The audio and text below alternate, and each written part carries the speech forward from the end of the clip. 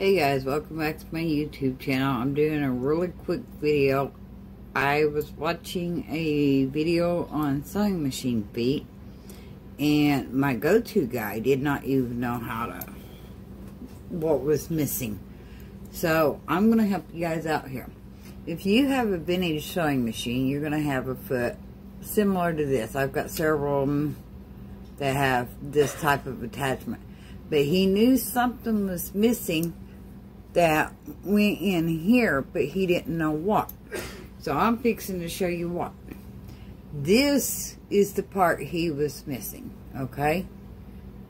And the way it works, this piece back here, you're going to push it forward, push this forward, put it in like that, okay, slide it over, and then this attaches to your needle bar with the screw. Okay, so those of you that don't know what these are, or you have a vintage machine and you don't know how to use these, that's how you do it.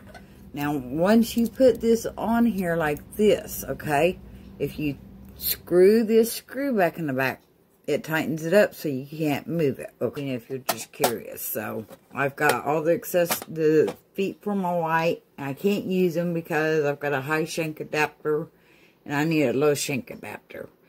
But if you have any questions, I will look in my book and see if the information's in there and tell you what I find.